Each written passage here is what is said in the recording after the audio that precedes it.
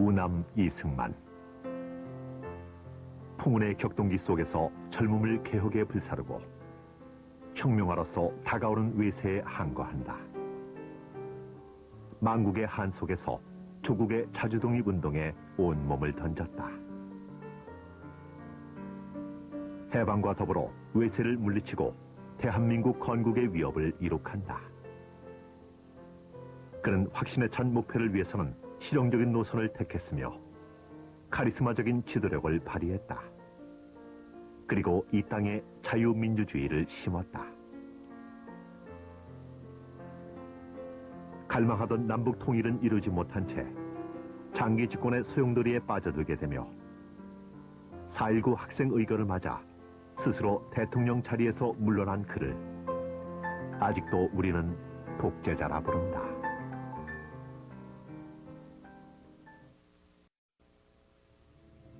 건국 후 이승만에게는 한 가지 풀어야 할 과제가 있었다.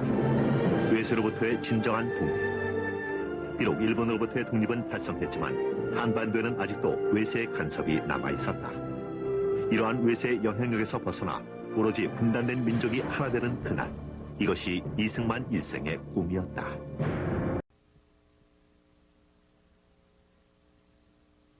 (1946년 6월 27일) 이승만의 원대한 계획으로 이북에 대항하기 위해 민족통일총본부가 발족되자 이를 견제할 생각으로 미 군정은 좌우 합작 지지를 발표한다. 이때부터 미 군정과 이승만 중심의 우익 진영은 갈등 국면을 맞게 된다.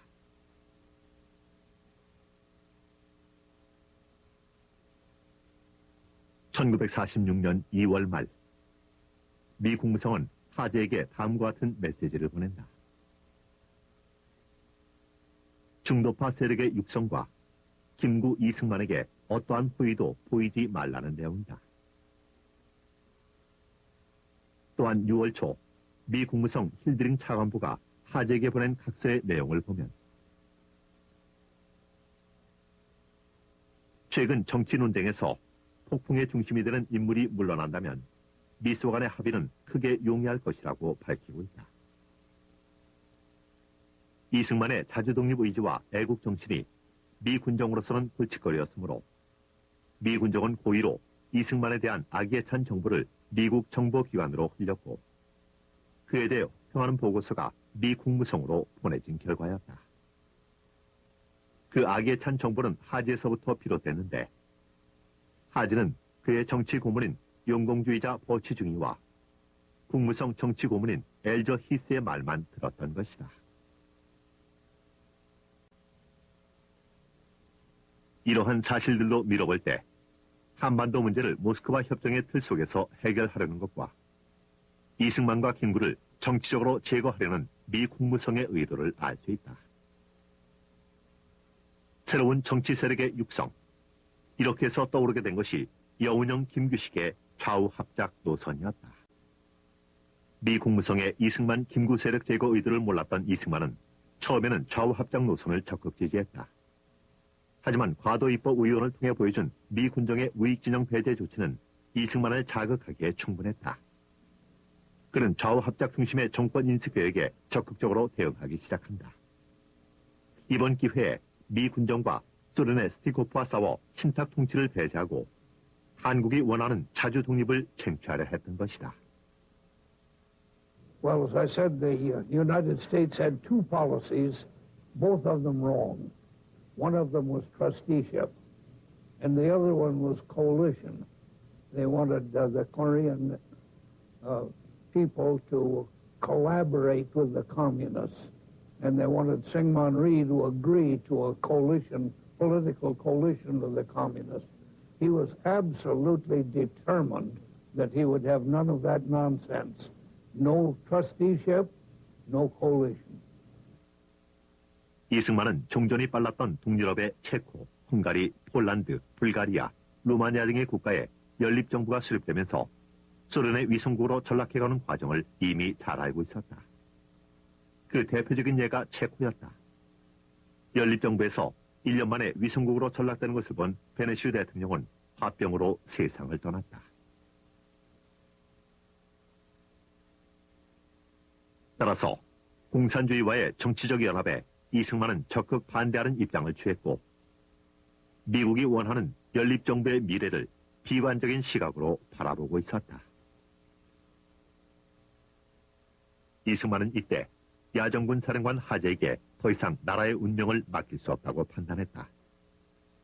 이승만은 새로운 돌파구가 필요했고 김구 등 우익 진영과의 합의 끝에 미국 방문을 결심한다.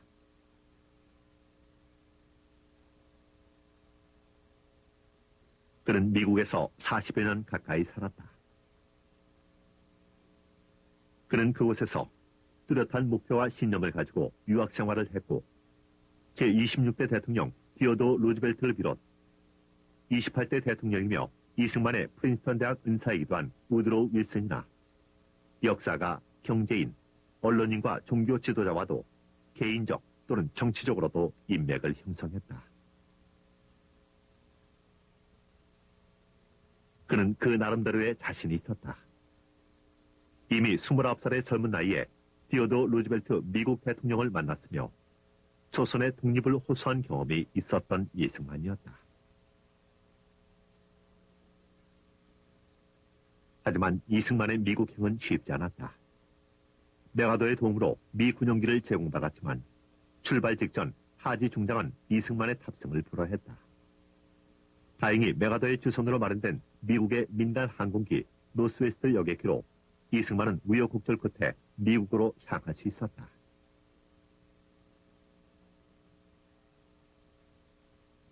(1946년 12월 7일) 이승만은 워싱턴에 도착했다.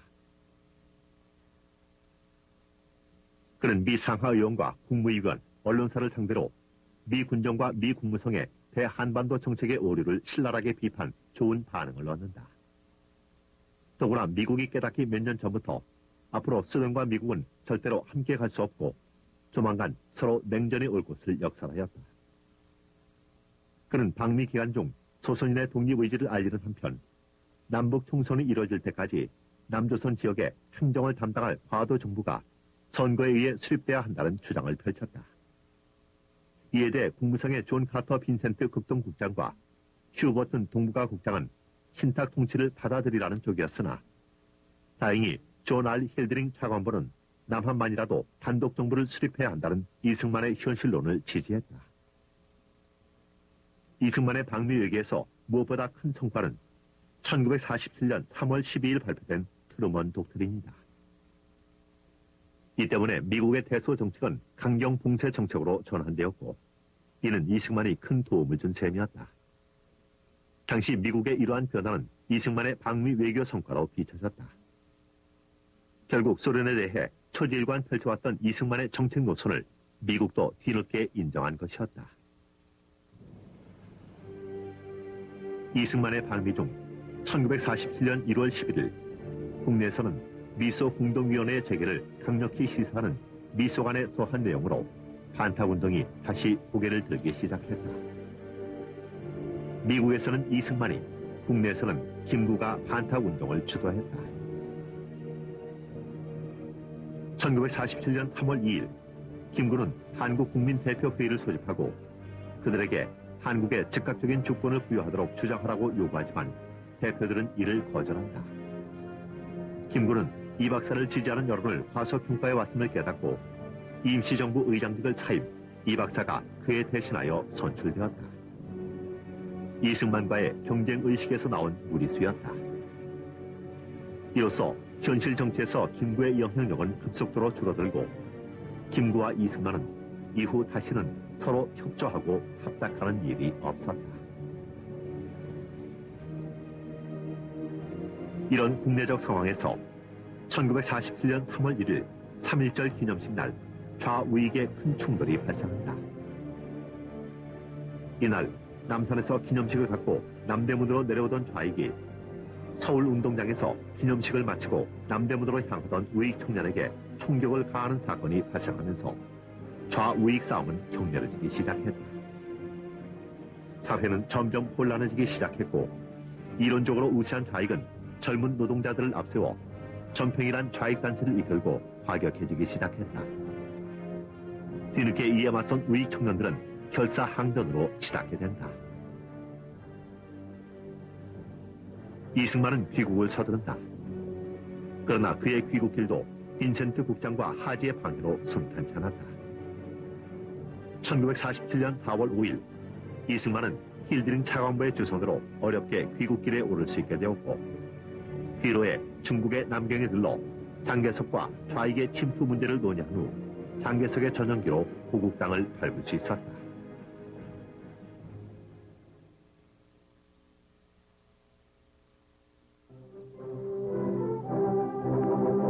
조국의 운명을 구하고자 미국에 망명했던 이승만 박사가 그립던 고국을 찾아 40년 만에 금이환국하는 날, 이승만 박사를 맞이하는 우리 3천만의 거족적인 이승만의 대미 대유엔 설득 노력은 성공을 거두었으며 그의 귀국 환영 인파는 거국적이었다. 한편 1928년 상해에서 송진우와 김규식이 중심이 되어 조직했던 연정사라는 단체를 활용하여 11명의 본부 요원을 두고 조중서, 김재준, 이을식, 남상학, 유한구 등을 주축으로 정치에 대한 조직과 싱크탱크로 활용했다.